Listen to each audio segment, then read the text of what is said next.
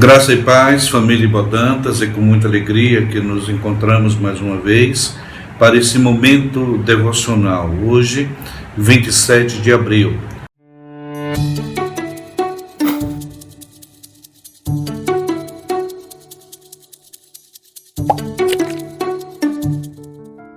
Estaremos meditando, dando continuidade as nossas meditações no texto de 2 Crônicas 7,14. Se o meu povo, que se chama pelo meu nome, se humilhar e orar e me buscar, e se converter dos seus maus caminhos, então eu ouvirei dos céus, perdoarei os seus pecados e sararei a sua terra. Estamos meditando sobre as posturas diante das adversidades. Na semana passada, meditamos sobre a primeira postura diante das adversidades, humilhar-se diante de Deus. Hoje, meditaremos sobre a segunda postura, a oração. E se o meu povo, que se chama pelo meu nome, orar.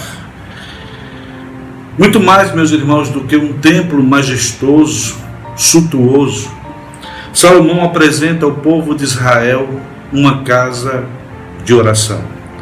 Por isso que na inauguração, o rei Salomão fez uma das mais longas e belas orações diante de Deus e diante do seu povo, que encontramos na palavra de Deus, a Bíblia.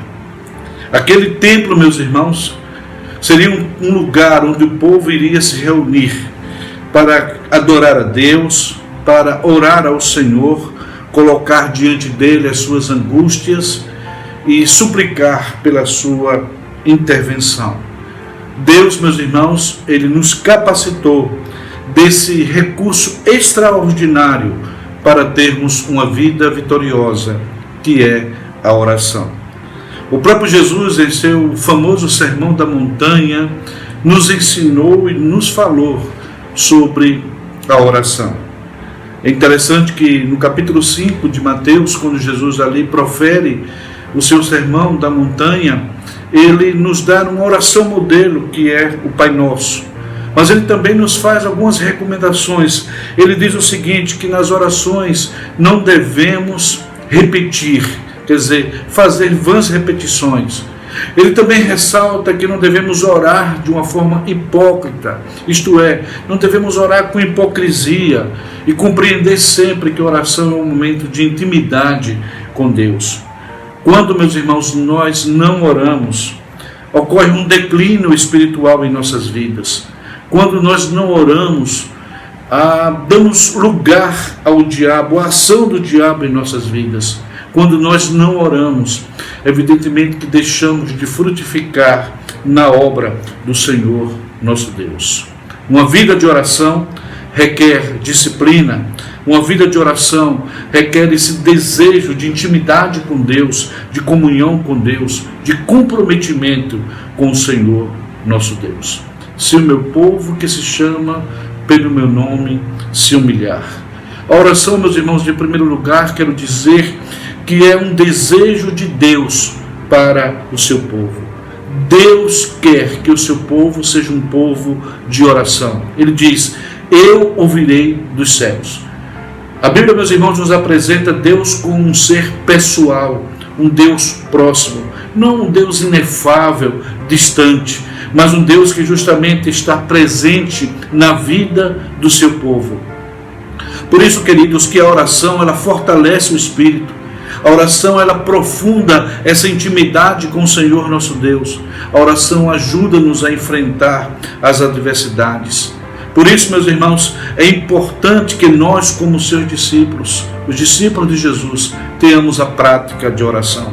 Em segundo lugar, entendemos que a oração é um canal ininterrupto de diálogo com Deus. Deus, meus irmãos, nos concedeu essa capacidade de conversar, de dialogar, de se relacionar com o outro, mas também se relacionar com o próprio Deus. O diálogo, meus irmãos, ele quebra barreiras. O diálogo, ele constrói pontes. O diálogo, meus irmãos, supera indiferenças, aproxima as pessoas. Por isso, meus irmãos, a oração jamais ela deve ser um credo religioso. uma prece que deve ser decorada. Devemos entender que a oração é uma conversa espontânea que temos com o Senhor nosso Deus. A oração é esse canal de diálogo com o Senhor. É interessante que é um canal que não tem hora, é um canal que não tem preço, é um canal que não depende de uma operadora, que não depende de um provedor. O Senhor está sempre pronto a qualquer hora a ouvir as nossas orações. Por isso, em último lugar, quero dizer que a oração é uma ferramenta suscitadora do agir de Deus. Quando nós oramos, meus irmãos, estamos suplicando também que Deus possa intervir em nossas vidas. Se estamos passando por uma adversidade, quando nós oramos, estamos pedindo: Senhor, nos ajuda a vencer essas adversidades. Intervenha, Senhor, nessa situação. Ore ao Senhor, faça da oração uma prática constante na sua vida, ok? Na próxima semana estaremos meditando sobre a terceira postura diante das adversidades: se o meu povo, que se chama pelo meu nome, me buscar.